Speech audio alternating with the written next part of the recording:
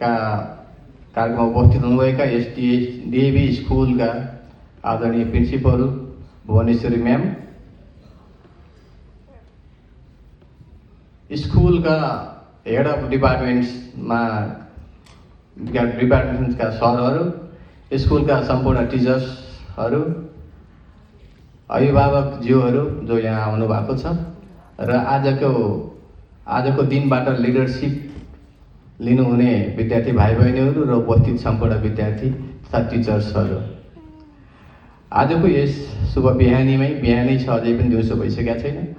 जिल्ला प्रहरी कार्यालय, जिल्ला प्रहरी परिसर ललितपुरलाई चिफ गेस्टको रूपमा बोलाएर यस्तो महत्त्वपूर्ण कार्यक्रमको भाग लिने अवसर दिनुभएकोमा डिएभी स्कुल परिवारप्रति हार्दिक कृतज्ञता तथा धन्यवाद ज्ञापन गर्न चाहन्छु। कार्यक्रमको सुरुमै आजको दिनबाट जिम्मेवारी लिनुहुने 6वटै हाउस क्याप्टेनहरू र भाइस क्याप्टेन लगायत सम्पूर्ण टिम लिडरहरू र आजको दिनबाट सिलेक्सन हुनुभएको र ब्याज हस्तान्तरण लिनुभएका सम्पूर्ण लिडरसिप स्टुडेन्टहरूलाई हार्दिक बधाई पनि ज्ञापन गर्न चाहन्छु। वास्तवमा लिडरसिप भन्ने दुईटा थ्योरी छ, एउटा लिडरसिप जन्मिन्छ, अर्को लिडरसिप जन्माइन्छ। लिडरसिप जन्मिने थ्योरी पुरानो भइसकेको छ, अब लिडरसिप जन्माउनुपर्छ। बालबालिका भनेका भविष्यका कर्णधार हुन्। हुने बिरुवाको चिल्लोपात भने जस्तै अहिले लिडरसिप गर्ने विद्यार्थी भाइ बहिनीहरू भोलिका देशका विभिन्न सेक्टरमा, चाहे त्यो राजनीतिक होस्, चाहे त्यो आर्थिक होस्, चाहे त्यो निजामती कर्मचारी होस्, चाहे कुनै सङ्घ संस्थाको सङ्गठनको होस्, त्यसको नेतृत्व गर्ने होडमा अहिलेदेखि नै उहाँ प्रतिस्पर्धामा हुनुहुन्छ। उहाँहरूलाई भोलिको नेपालको, भोलिको देशको, विदेशकै भनौँ, अहिले गोलबोलको जमाना भइसकेको छ, सबैको नेतृत्वको लागि हार्दिक शुभकामना नै व्यक्त गर्न चाहन्छु।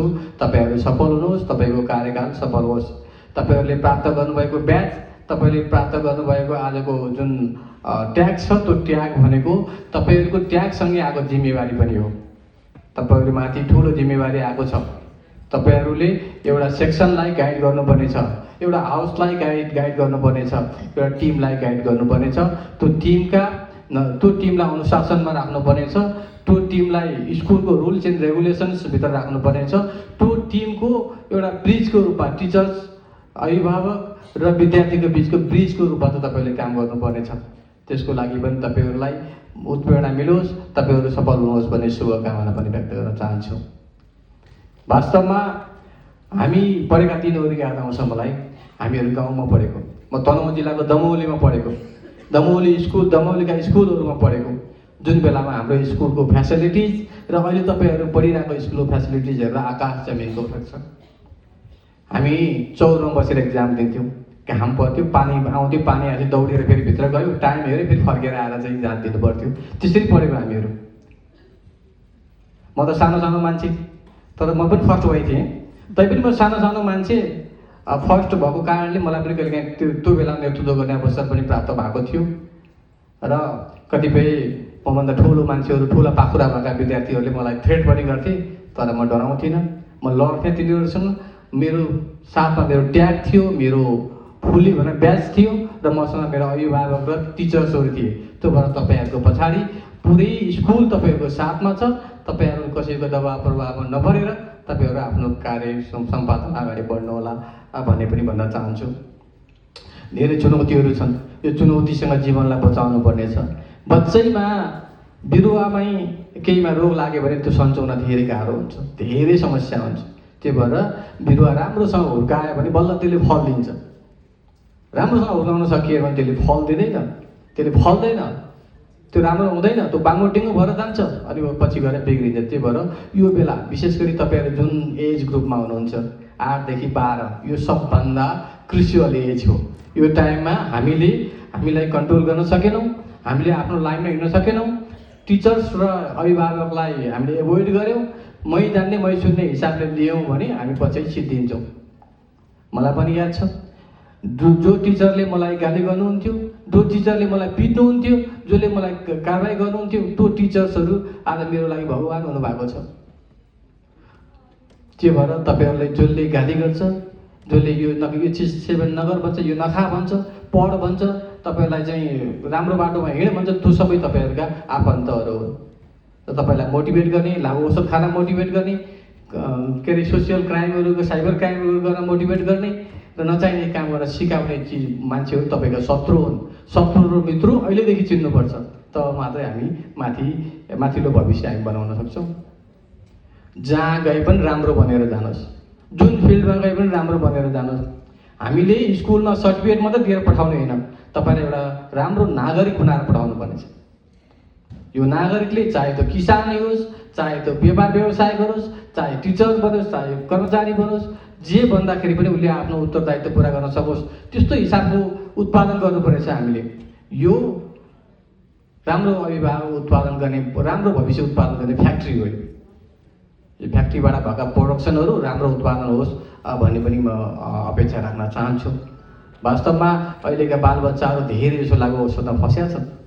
जिल्ला प्रहरी कार्यालयभित्र भएका केसहरू, कारागारभित्र भएका कैदीबन्दीका केसहरू, सबै केसहरू हेऱ्यो भने करिब 45% केसेसहरू सबै थुनुवा जति लागु औषधसँग रिलेटेड छन्। लागु औषध खाने, लागु औषध बोक्ने, स्टोर गर्ने, ट्रान्सपोर्टेसन गर्ने, सेल गर्ने सबै चिजहरू चाहिँ किन लागु औषधका अपराधहरू हुन्। खाने भनेको आफै पीडित अपराध हो, बेच्ने भनेको सामाजिक अपराध हो, ठुलो गम्भीर अपराध हो, जसले समाजलाई चाहिँ विकृतितिर लिएर जान्छ। त्यही भएर आफू पीडित अपराध पनि गर्न भएन, अरूलाई अपराध गर्न पनि दिनु भएन। अपराध गर्नु पनि अपराध हो, अपराध सहनु पर्ने पनि अपराध हो। दुईटै कुरा हामीले गर्नु हुँदैन। यो कुरा तपाईँहरूले बुझ्नुपर्छ। विभिन्न बाहनामा, विभिन्न आश्वासन दिएर, विभिन्न नचाहिने भ्रमहरू फैलाएर तपाईँलाई लागु औषध नसामा पार्न सक्छन्। लागु पदार्थ, लागु औषधहरूबाट तपाईँहरू बस्नुपर्छ। तपाईँहरू 12 सम्म बस्नुभयो भने तपाईँ त्योभन्दा माथिल्लो लेभलमा गइसकेपछि तपाईँ बिस्तारै तपाईँको डेभलप हुन्छ, तपाईँ आफै डेभलप हुँदै जानुहुन्छ। त्यसपछि तपाईँको खाने बानी चाहिँ कम हुन्छ। एउटा सर्वेक्षणले के देखाउँछ भने 11 र 12 सबभन्दा बढी विद्यार्थीहरू लागु औषधमा फँसेका हुन्छ।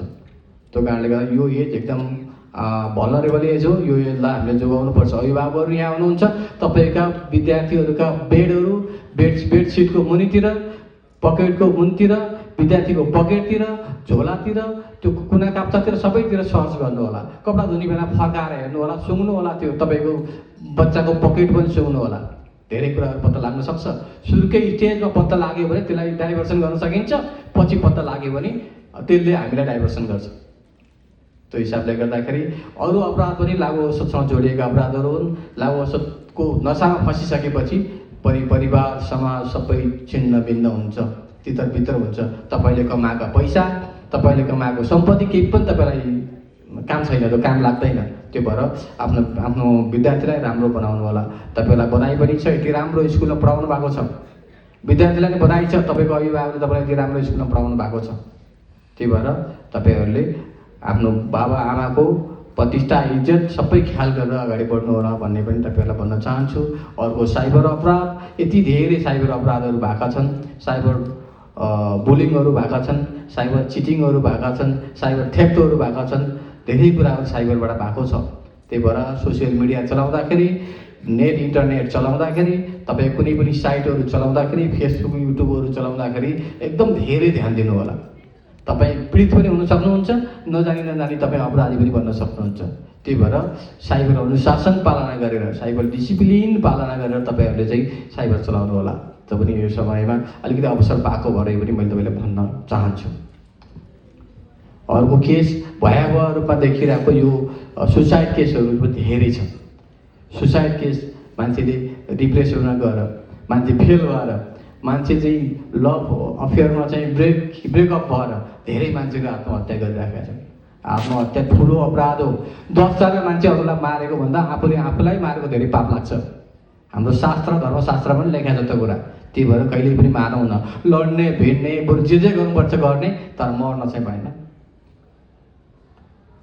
त्यो मृत्युसँग लडाइँ गर्ने हो, लड्ने हो, त्यसलाई धकाल्ने हो, त्यसलाई दबाउने हो। उपचार गरेर हुन्छ कि के गरेर हुन्छ, मेडिटेसन गरेर हुन्छ, के गरेर हुन्छ, त्यसलाई जो दबाउने हो। मृत्युसँग कहिल्यै पनि हार्नु हुँदैन। मृत्युलाई जित्नुपर्छ। त्यही भएर ब्रेकअप भयो, अर्को बोयफ्रेन्ड गर्लफ्रेन्ड पाइन्छ, फेल भयो अर्कोचोटि पास भइन्छ। फेलै भएछ भने पनि मान्छे मर्नु पर्दैन। फेल भएकाले धेरै राम्रो काम गरेका छन्।